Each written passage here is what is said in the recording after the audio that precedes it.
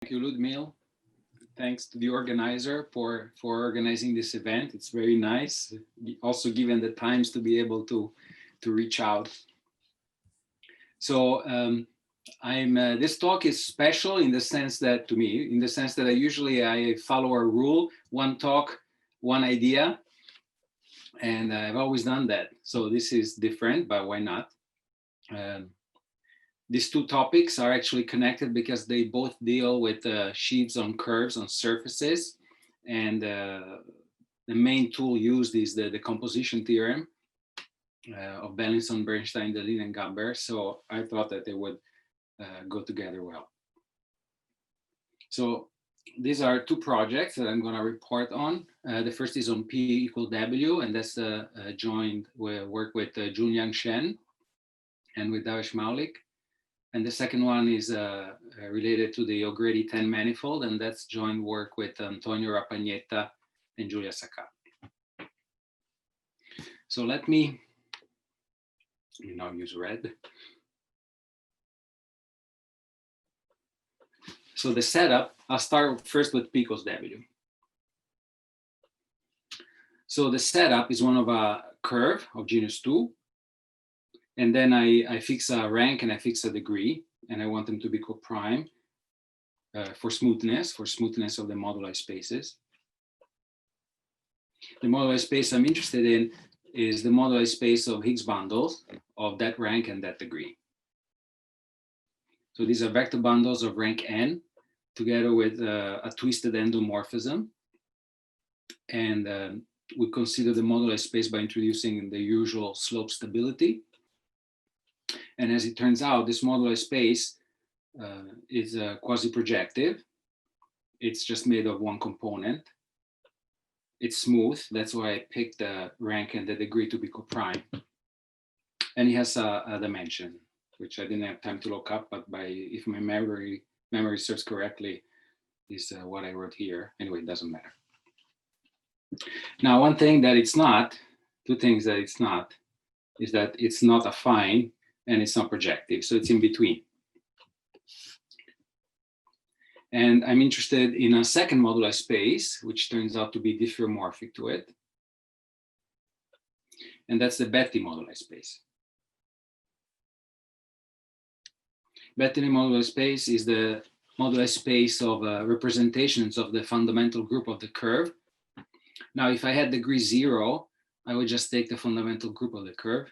If I have some degree, which is coprime to the rank, then I have to puncture the curve to make the correspondence that I'm going to talk about in a second correct. So I puncture it, and then I insist that when I go around the loop, that surrounds the puncture, then my representation takes value in this matrix. So I pick a root of unity, and I multiply by the identity matrix. So now this variety is affine. It's also made of one piece, it's non-singular, and it has the same dimension as the previous one. Now, celebrated result by Simpson and others. So every time I list the others, I forget somebody, and then I get crucified live by the audience. So I just put the name of the person who actually gave the statement in the generality that I know. So it's commonly referred to the Non Abelian Hodge Theorem, and it states that there is a canonical diffeomorphism between these two moduli spaces. There's a third moduli space involved in this story, the one of connections, but since it doesn't play any role in the story, I'm not going to mention it. So this is a really C-infinity entity. It's not analytic.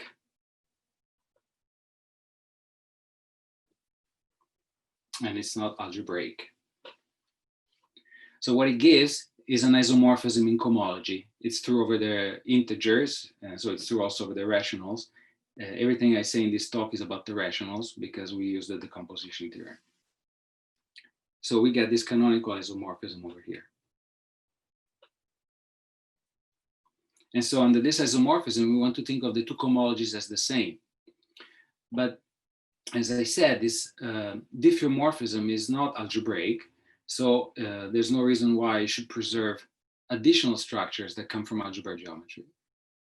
So in particular, what happens is that, as I will mention very quickly later, the cohomology of the Dolbeault moduli space is pure. So the pure mix of structure is pure. Remember, this is not a projective manifold, it's a quasi-projective manifold. Nonetheless, it's pure. Instead, the one of the Betti moduli space turns out, and this is highly non-trivial, to be actually Hodge state and mixed, truly mixed. So different weights in the same degree. So let me stress this.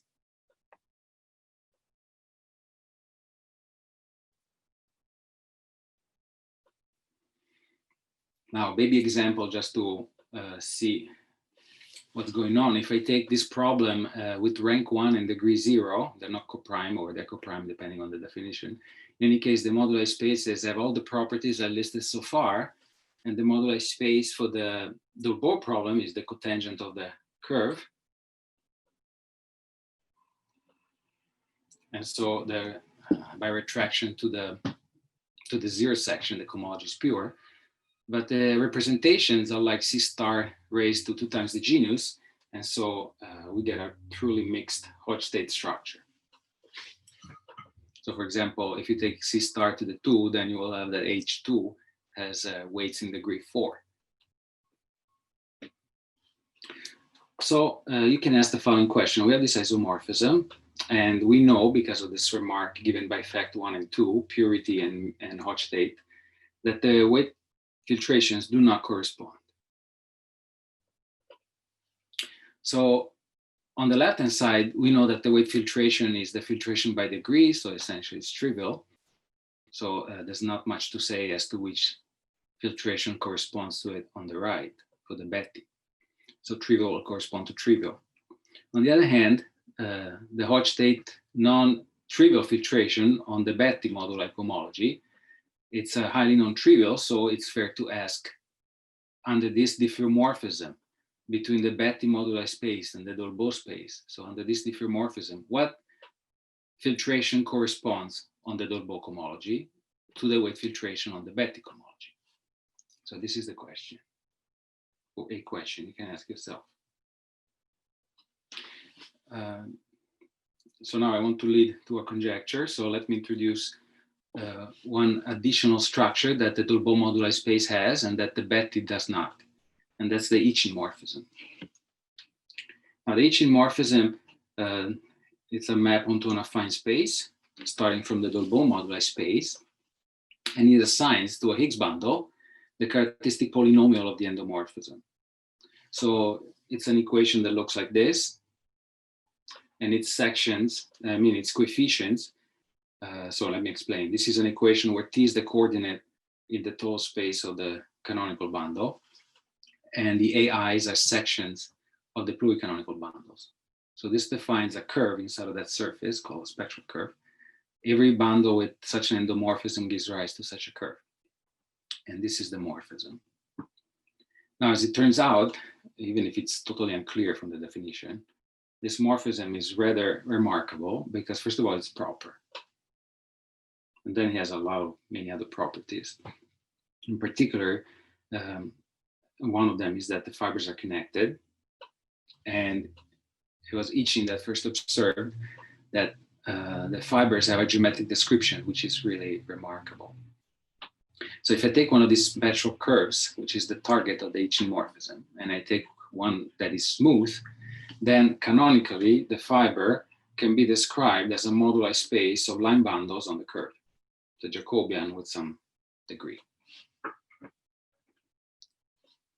So now that we have this morphism, we can go back to the original question as to what kind of filtration on the Dolbeault cohomology we have corresponding to the weight filtration for the Betti cohomology. So of course we have a morphism, so the first thing you think to do is to take the Leray filtration. Unfortunately, the Leray filtration, unfortunately or fortunately, depends, it's trivial. So it's just like the weight filtration for the Dolbeault cohomology. So it's just that filtration by degree. In other words, the Leray spectral sequence degenerates. So it doesn't give a new filtration. And so we have that, again, the Betti filtration on the Betti cohomology does not correspond to the layer filtration for the Ichimorphism. So what other kind of filtration do we have around?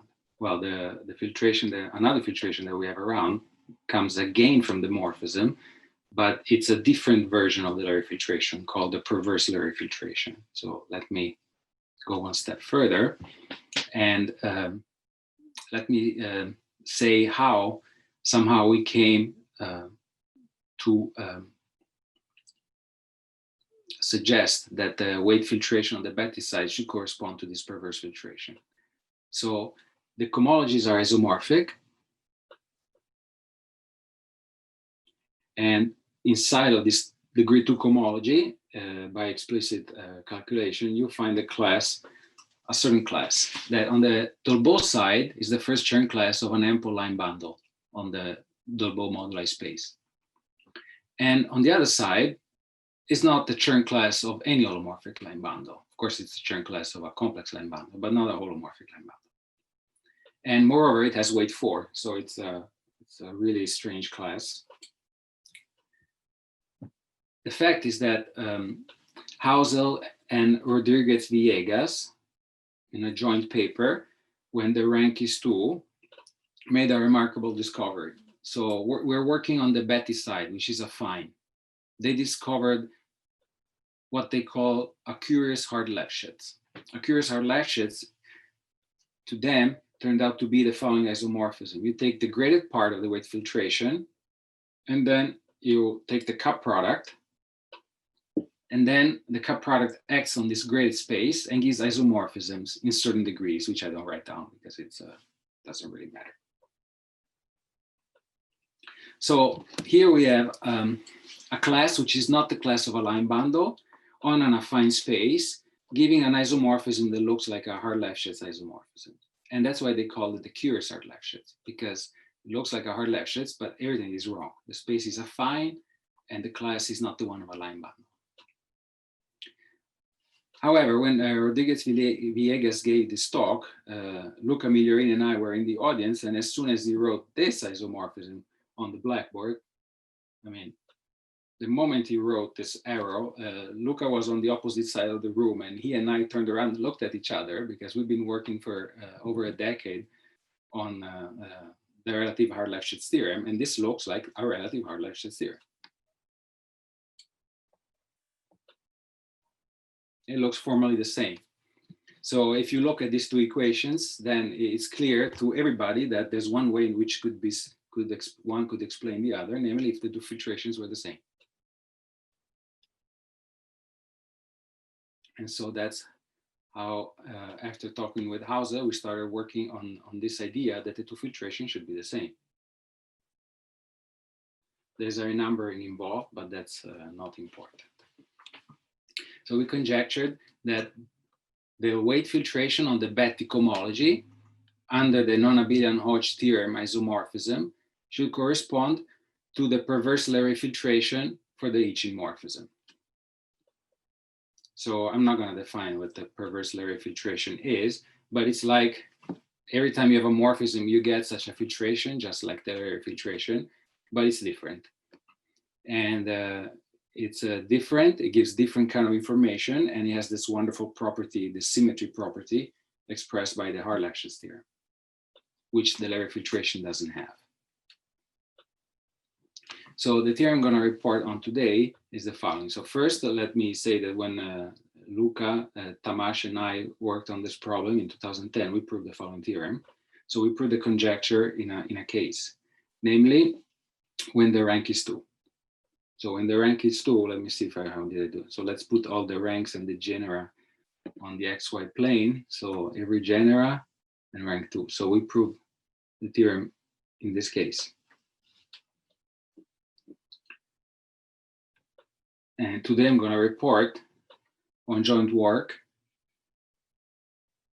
with Davesh and Julian, or Julian and Davesh, where we actually prove the P equal W conjecture in genus 2 for every rank. So this is what we proved recently. In addition, for other genera and rank, we identify a subalgebra of the cohomology where the P equals W holds. So for every other genus and rank,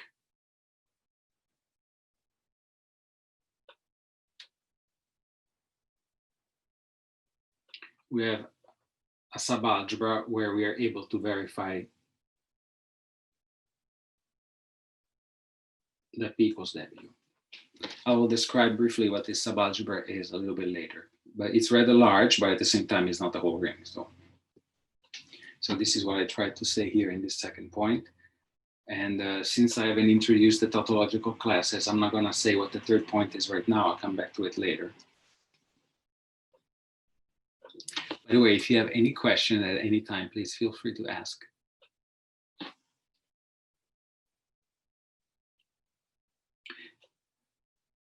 Now,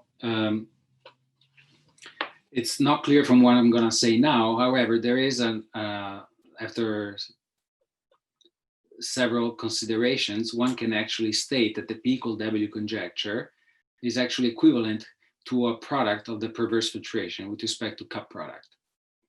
So you could take a class in the ith step of the perverse filtration, couple it with another class in the jth step, and anything could happen. There are examples where this inclusion is certainly false. It's easy to write down examples. However, that's exactly how we proved our P equal W conjecture in the cases that we were able to do it. Namely, at some point, we had to prove a version of this multiplicativity. So these fibrations have to be so special as to have this cup product property with respect to the perverse filtration. And this turns out to be equivalent. Another fact that is equivalent, but so far has been kind of useless, is that it's enough to nest one filtration into the other. And then by easy numerology, you would have the reverse inclusion as well. So the conjecture P equals W is also equivalent, for example, to this or to this.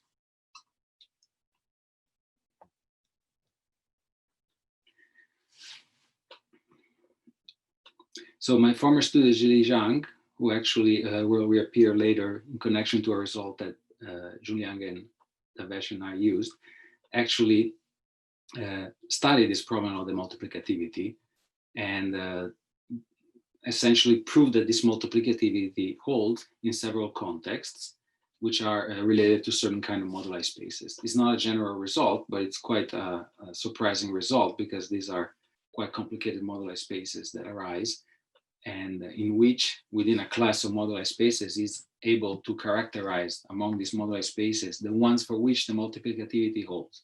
It's an if and only if condition on how the moduli problem is set up, and the if and only if condition is related to the canonical bundle. In some sense, this goes back to an old nice result by Lane, where he was able to essentially compute a cup product on the Hilbert scheme of points over surface precisely when the canonical class was trivial. And actually, this is a starting point for Zhili. So now I want to sketch the main ideas that go in the work of Julian, Davesh, and myself. So first of all, we want to do it for a curve. So it's about the modular space of X bundles on a curve. So we embed this curve into its Jacobian, which is an abelian surface.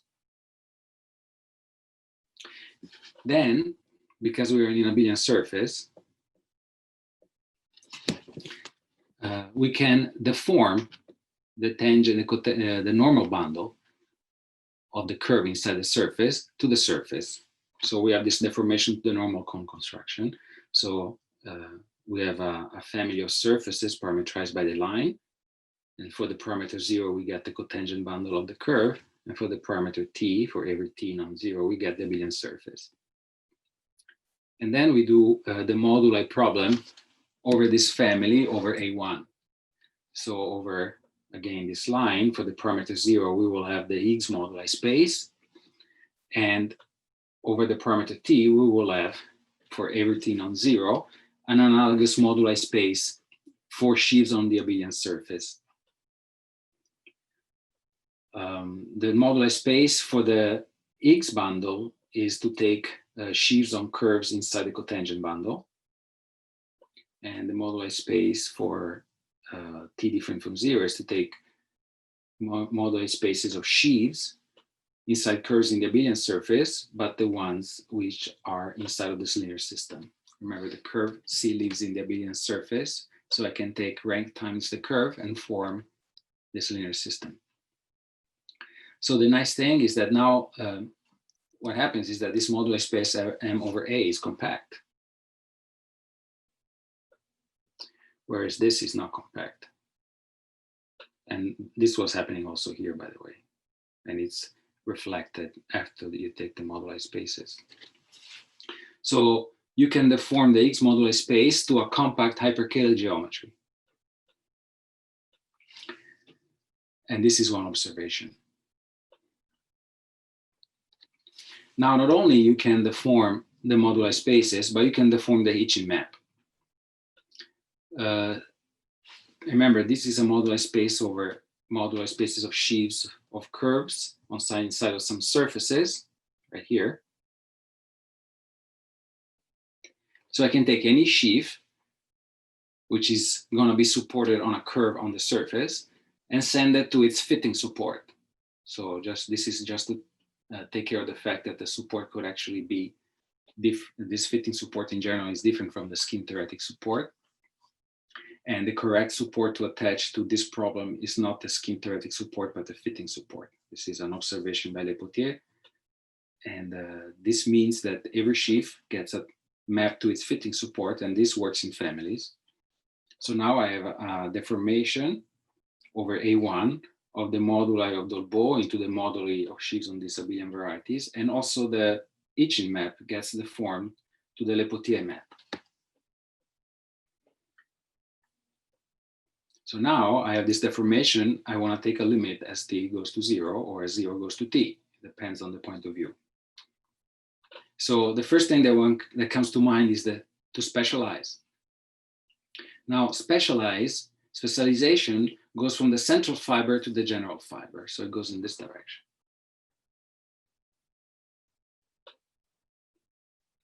However, the problem is that specialization exists only, unless you're in a very special situation, when the central fiber is compact.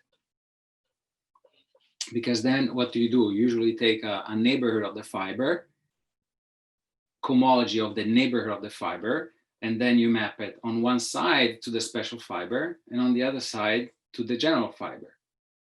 Now, if the fiber is compact, there's no difference between the cohomology over the neighborhood and the cohomology of the central fiber. So you can go from the central fiber to the general fiber. But if the map is not compact, you cannot go from the special fiber to the general fiber because there's no isomorphism between the neighborhood and the central fiber. So the co-specialization for us is out. In fact, this turns out to be good because that's not the direction that actually we needed. We didn't know this when we started, but what was clear is that there should be a map in the opposite direction, co-specialization. This is not as easily described. In the case when you have specialization, I kind of described it to you. But when you want to go from outside to inside, it's a little bit more delicate, and it's not always defined, not even when the fiber is compact. But we have one advantage, that the total space is smooth and the fibers are smooth. So even if I don't explain this now, it is possible to define in a natural way, such as co-specialization map. In other words, you can compare the cohomology outside with the one inside. So the co-specialization actually is defined because of this smoothness floating around. So this co-specialization, these are some technical results that you need to prove on this side, which we proved, they're not hard, respects our setup. So the cohomology of the fiber outside, modular spaces of sheaves on an abelian variety, has a perverse filtration because we're mapping through the Le Potier map here. So there is a perverse filtration for the cohomology on the moduli for sheaves on the abelian variety. But then there is also a perverse filtration, the one that I introduced before for the Dolbeault moduli space. And the cospecialization is a map between the cohomologies that preserves this filtration. This is something that you can prove easily. So now we have, and also you prove that it's not only a vector space isomorphism, is also coalgebra morphism. This is important and preserves the perverse filtration. So now we can go from a compact geometry to a non-compact geometry, a hyperkähler geometry, compact for the moduli spaces of an abelian surface, to the non-compact hyperkähler geometry of the Dolbeault moduli space. And this is a multiplicative and preserves the P filtration. Now the multiplicativity is important for us because, forgetting for a second the Dolbeault moduli space, what we have for sure on these kind of problems is a result of Markman.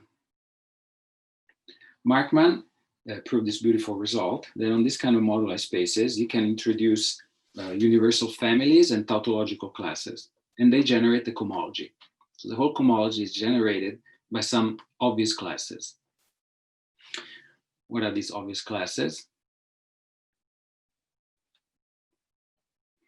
Well, you go, there's a universal sheaf.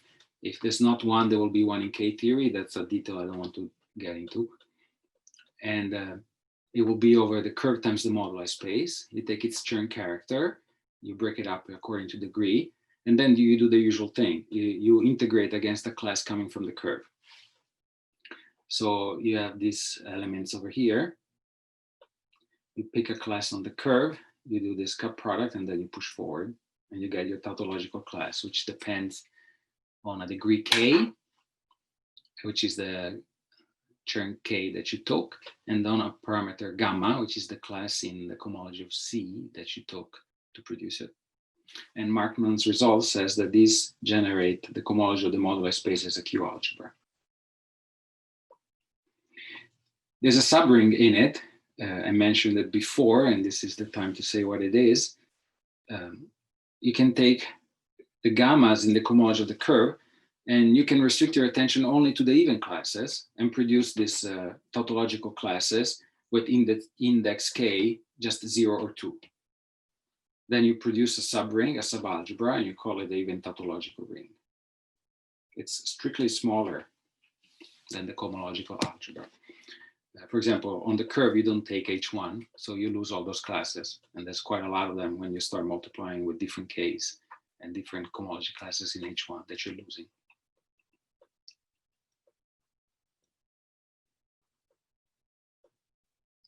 So sorry for scrolling the screen. I know it may give the headache to somebody, but when I mentioned that in any genus in rank, we prove the P equal W conjecture for a certain subalgebra, that's the subalgebra I was talking about, the one of even tautological classes. And this is what we prove in this part of the quadrant. So what's left open is to prove the P equal W for the genera in that part of the quadrant, and go from the subalgebra of tautological classes in even degree to the whole algebra.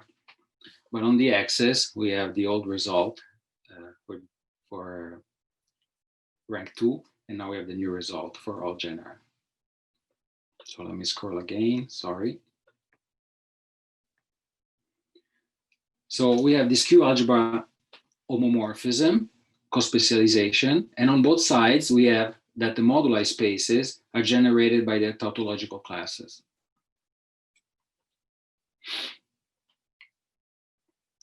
Now the result of Markman works for the Dolbeault moduli space that is non-compact, and it works also for the moduli space over the abelian surface.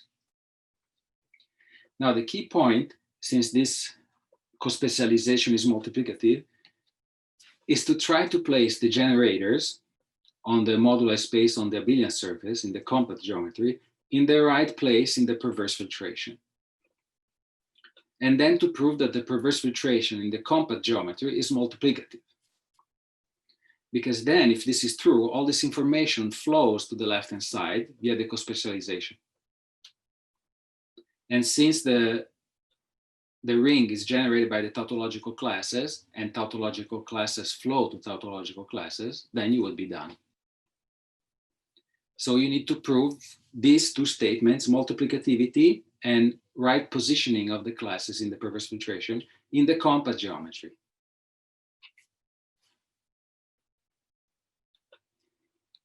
So what I tried to say now was this: if the tautological classes are in the right place in P and P is multiplicative, then the co-specialization gives you the P equal W on the non-compact side. Now, this sounds very nice, except that somehow we just transfer the problem from the Dolbeau space to the modular space on an abelian surface, and there we don't have any tool to solve it on that surface. However, we can deform again.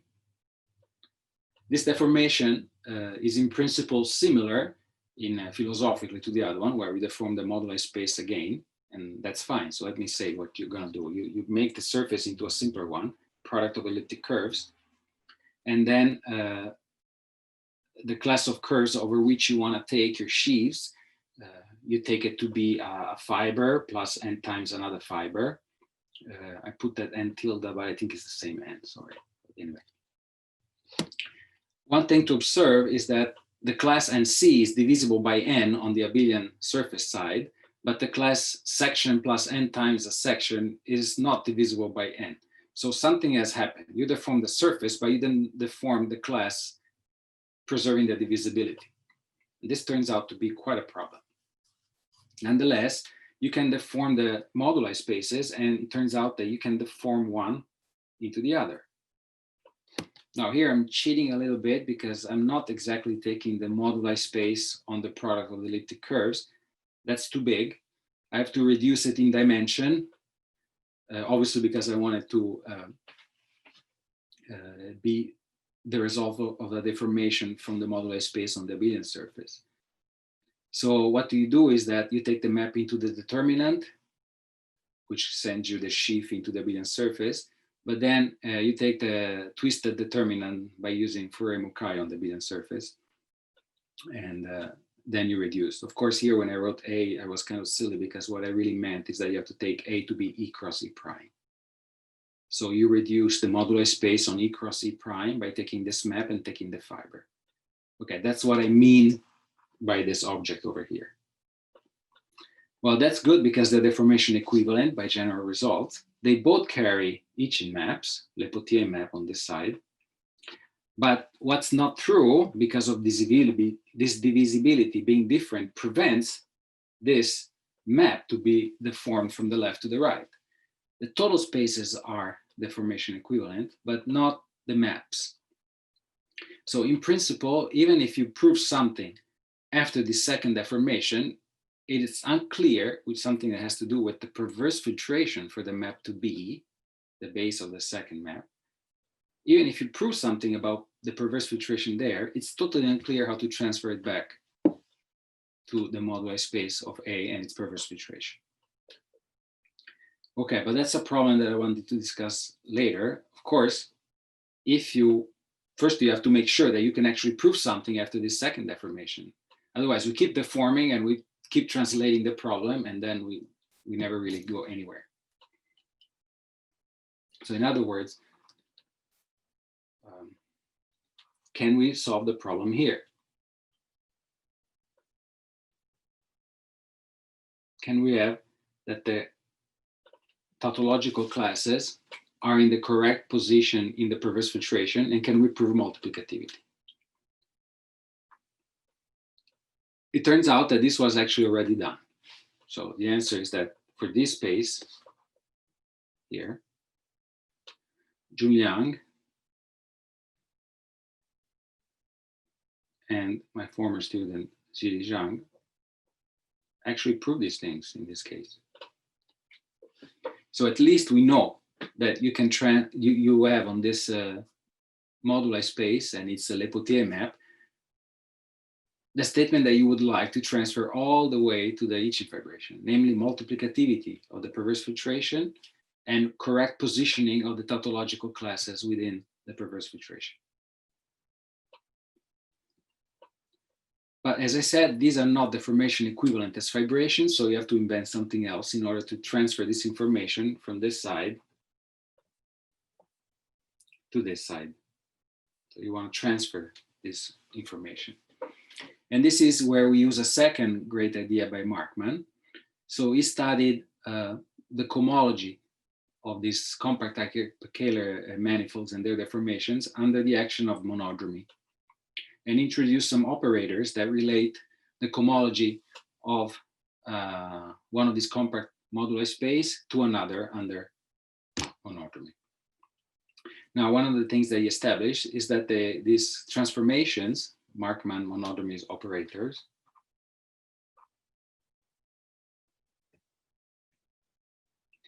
they preserve the tautological classes. So both are moduli spaces, both have their tautological classes, and these monodromies transfer one into the other. This is not trivial at all, because these tautological classes are intrinsically algebraic, and these deformations are not. And they're multiplicative, so they respect the cup product. So what about P? Okay, so actually this is the key point of the paper, but it's a bit technical, so let me just try and say it in words, as it is the philosophy of this talk anyway. The point is that there is a way to describe, let me say something precise and then something vague. There's a way to describe the perverse filtration when you have a map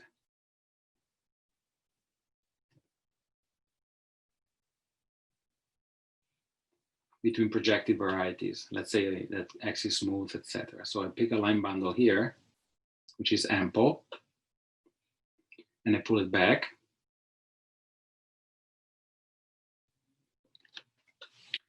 Then, is that what I want to do? Yeah, then there's a way to use L and L to describe P.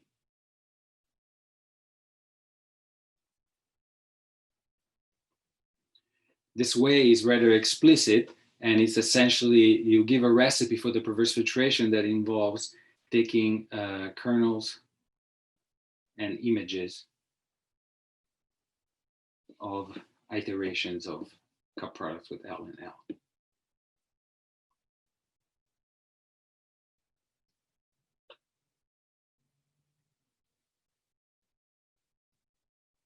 This is a null result by Luca and myself.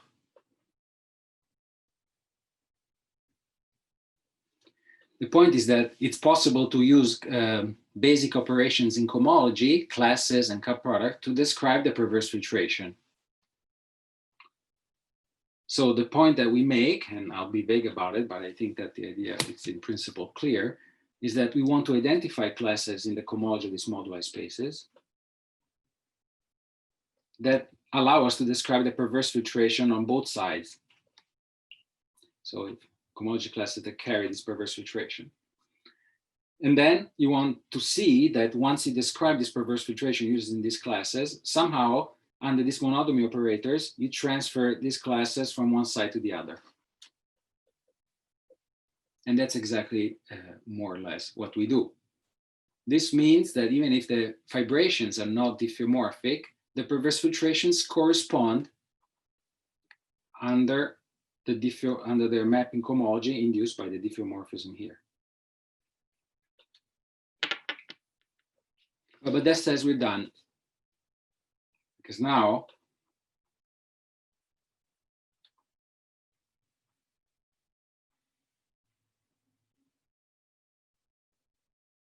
sorry, this is for later. I didn't jump to the other file. Excuse me, I'm not very proficient with this iPad. Because now we jumped from the moduli on the Dolbeau side and its perverse filtration. With the co-specialization, we were able to say that if everything works here, it implies that everything works here, and here OK means P equals W, and here OK means tautological classes C, K, gamma in the right place in P, plus multiplicativity of P. Then we did the second deformation with its perverse filtration.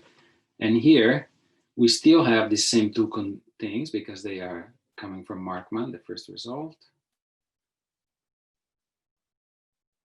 So if okay, then if okay, this, if these classes are in the correct place in P, and I have multiplicativity of P, then here we use co-specialization to derive the result, and here we use the Markman operators. So at the end, if this is okay, then we're done. But as I said, this is okay because it's due to Shen and Zhang.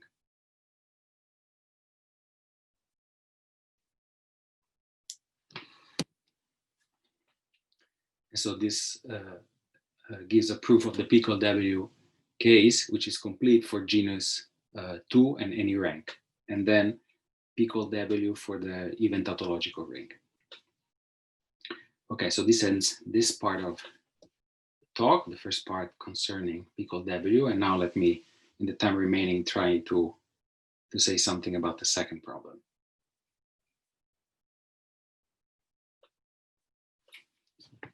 So the second problem is about computing the invariance of what was the last known irreducible holomorphic symplectic varieties for which the invariants were not known.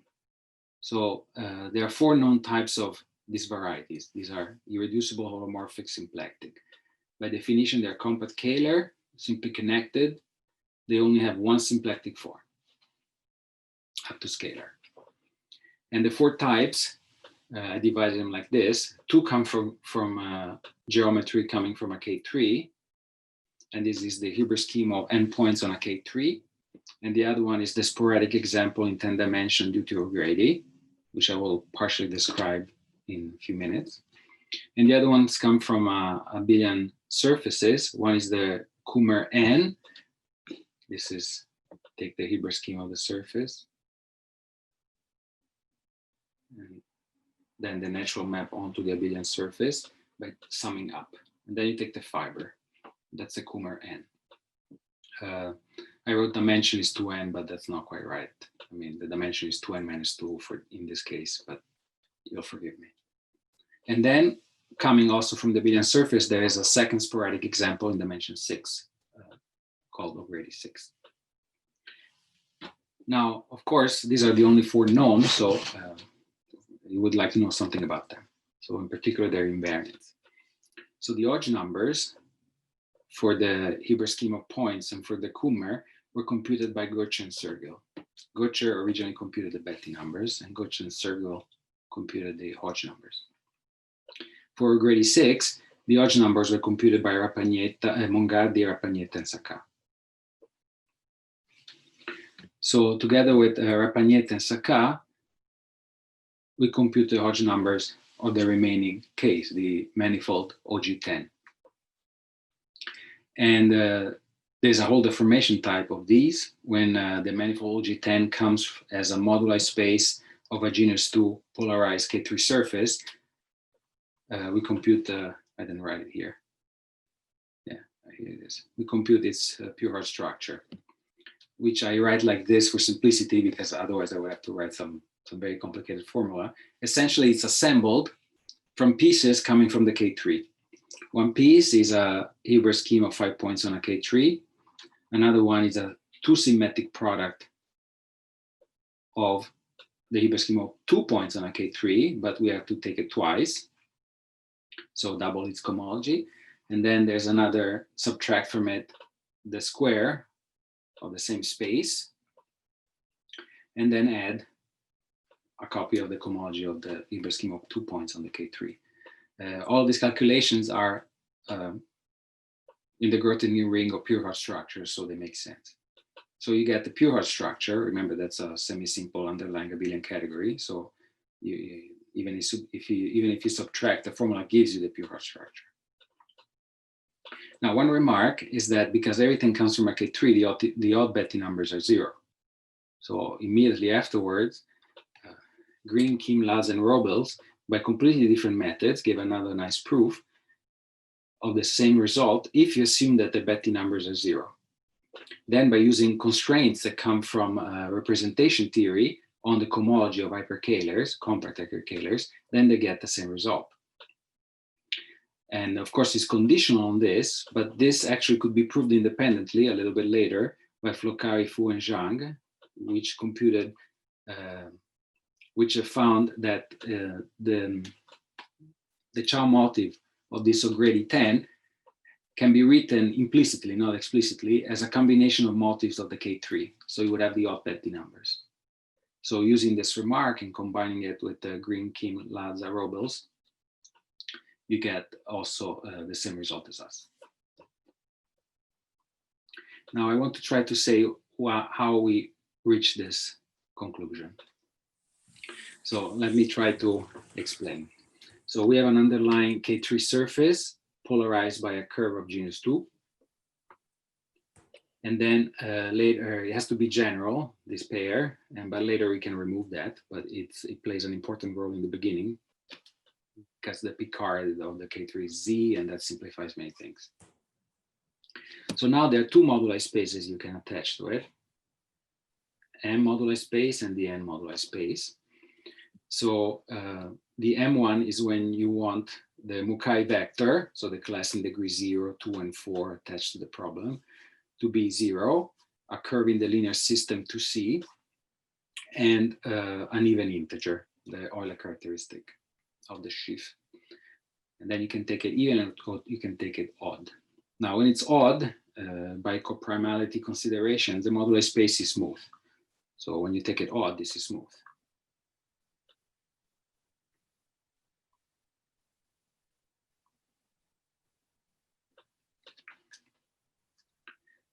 The good thing is that not only smooth, but you know that it's birational to the Hilbert scheme of 5 points on the K3, so you know everything about it.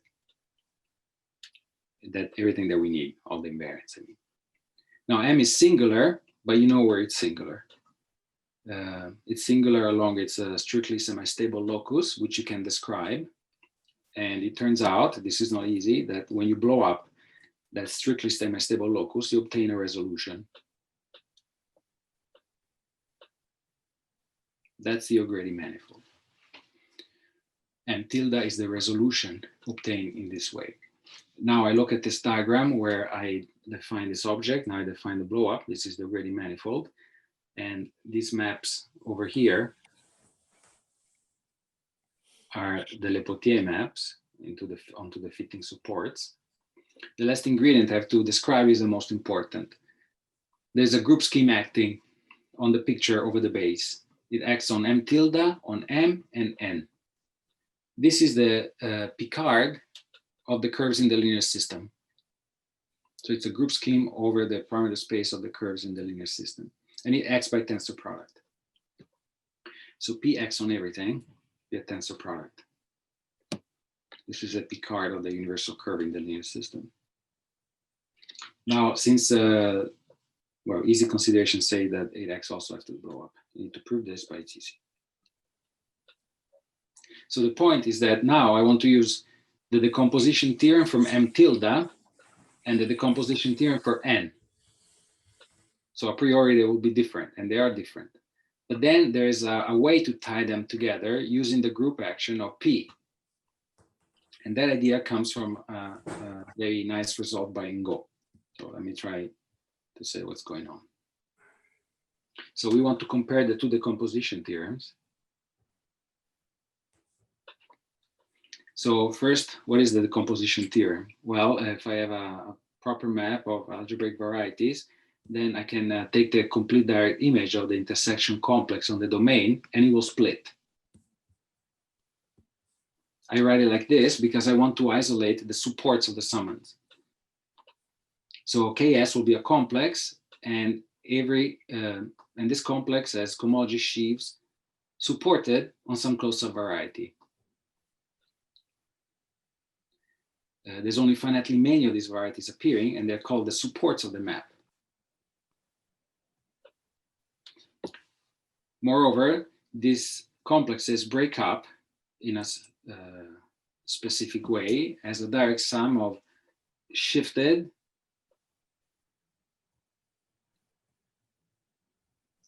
twisted intersection complexes. The shift is cohomological, and by twist I mean that these are intersection complexes with coefficients in some local system. Now the main question is that this is a general theorem, and you want to know what it says in your case. So in general, it's hard to determine what the supports are, and it's hard to determine what the coefficients are. Now, the Ngo support theorem is a theorem developed by Ngo in a situation that it's like this. Actually, you don't need these two varieties. The situation that you need in order to set up his result is a fibration in abelian varieties degenerating with the group scheme acting on it, like this. I mean, I skip the axioms that make this result possible because it's a long list, but they're all verified, for example, by the Ichimorphism fibration. And they're verified here in the O'Grady 10 situation as well. So this is a big point of contact between these two cases, which have nothing, not much in common a priori, O'Grady 10 and Ichimorphism. Now the point that I want to make is that this group scheme, it's fiber by fiber, a Picard group, let's remember that, has a canonical devisage discovered by Chevalier.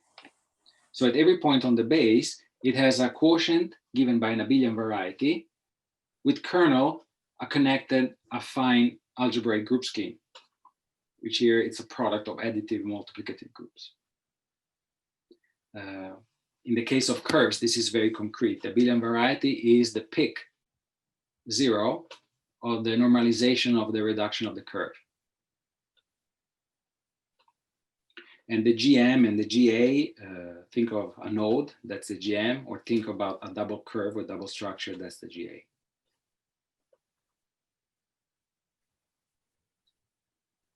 Now you can stratify the target of your map according to the dimension of the abelian variety in the Chevalier devisage. So there's a locally closed decomposition of the base where you take the subvarieties where the dimension of the abelian variety is constant, called B delta. Now the first thing we prove is that the supports of the decomposition theorem should be among these varieties B delta. This is not tautological at all. So it needs a separate proof, an argument that I don't discuss. But that's a great simplification for us because the supports now can be detected by computing essentially the normalizations of the curves that you're studying. And since this is a linear system of 2C inside of a K3, that's not impossible to do. So let's look at this picture. So this is my linear system, the big circle, and I want to write down the various deltas at the generic point of some evident subvarieties. So my B5 is the linear system of curves in 2C, it's a P5. And then the general point is a smooth curve, so the abelian variety will be a torus of dimension 5. Now, when you go, this is, so how is this linear system created? Well, the K3 maps onto P2, 2 to 1. The curve C is the preimage of a line. So 2C will be a preimage of a conic. So obviously in this linear system 2C, you have the image of the symmetric product of the linear system of lines. That's what I denote by B1. Because you can take a conic to be the sum of two lines. Now, of course, you can calculate what the Picard of that is, and it has dimension 4. So on the general point inside of the square, you will find that delta is 4. Then when you take the conic to be two lines, you will find that the delta is 2. So now this is not the complete stratification, but the general point here will have delta 5, the general point here will have delta 4, and the general point here will have delta 2. So now I have 3 evident strata: the whole space, the linear system of reducible curves, the linear system of non-reduced curves. Now there could be more supports, and also this could not be supports, but they're just staring at us. And we're lucky that they are all supports, and they are the supports. So I want to try to explain this, but actually, I don't know if I can. Yeah, there's no way I can do this. Okay, so the point is that at least let me convince you of one thing, that they should be among the supports. That I think I can do. Instead of looking for the right place in the file, let me just draw a picture. Remember that M tilde maps to M, which then maps to B. I know what M tilde to M is. Remember that here on M, I have a singular locus where the sheaves are strictly semi-stable, and it turns out to be a product of moduli spaces on a K3, a self-product, a symmetric product. So this will be like sim2 or some moduli space for my K3. And inside of it, I have the diagonal. So when I blow up, I will have something that, of course, it doesn't look like this, but I just want to make the point that when a fiber over here will look like a P1, this is by explicit calculation, and a fiber here will look like a Q3. The point is that when you go from here to here, this, the square, and the line will be supports, just by looking at the dimension of the fibers. So then when you go down to B, their images will also be support. But the images in B are the 3 strata I mentioned before, the whole B, the square, and its diagonal. So these are among the supports. I don't have time to convince you why they are the only supports and what happens, how the group scheme actually helps you determine the full cohomology. So that's because I ran out of time, because I wasn't smart enough to realize that I couldn't do it in 1 hour. So let me end just by saying that this is done in for the OG10. Now OG6 has already been worked out, of course, by Mongardi, Rapagnetta, and Sacca. But from the point of view of this approach using the decomposition theorem, my student Ben Wu is working on it, and is able to recover the picture. There are additional difficulties there because the group scheme is disconnected. It's not a Picard, but it's a prim. And also the fibers are, even if the dimension is 6 and O'Grady 10 is dimension 10, the fibers in this case are much more complicated. So, okay, now 3 o'clock, so I'm done. Thank you very much. All right. Thank you very much, Mark. Any questions?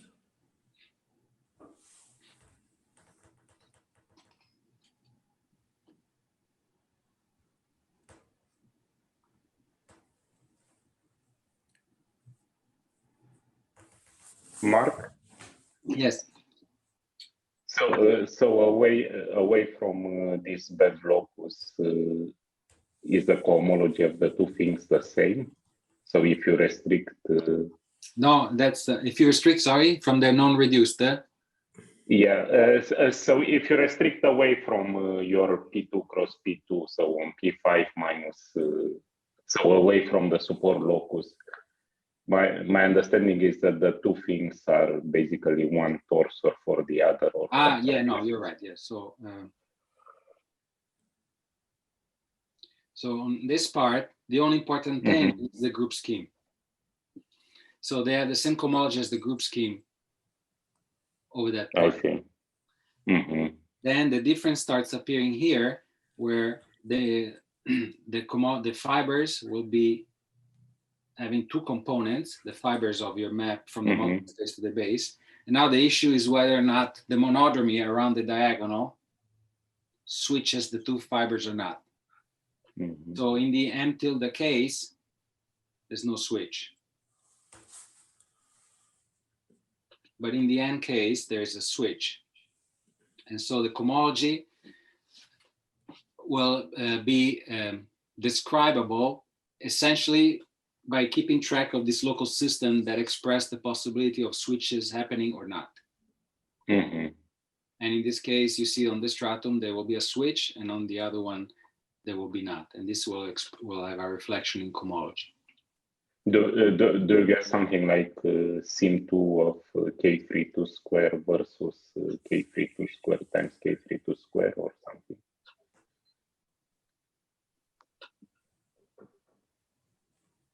Forgive me. When this is the one for OG10, the one for N. Well, I cannot write it now, but it's going. Okay, no, this doesn't explain it. But essentially, I wanted to say yes, but I wanted to say why. But yes. Okay. I cannot say. And one final quick question. Yes. Couldn't you just work on the singular model? I mean, I guess should be fairly easy to compare kind of M tilde versus M. So, I mean, I was wondering why you work with M tilde versus not M versus. I don't have a great answer to that, except for the fact that the way in which I mean, is smoothness important in your argument? It's important. I don't know how important it is. I know that the theorem of Ngo that we use, namely the support theorem, requires the smoothness because we're going to work with Q. Now you say, well, I mean, if it's singular, you work with IC, but I don't know the corresponding result that he proves for the intersection column. So it's, of course, it's possible, yes, but I don't know. Okay, thanks. Other questions?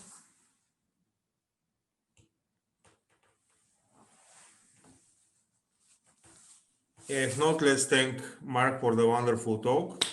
And thank you. And we will proceed in 25 minutes with a talk by Michael Popper. Thank you.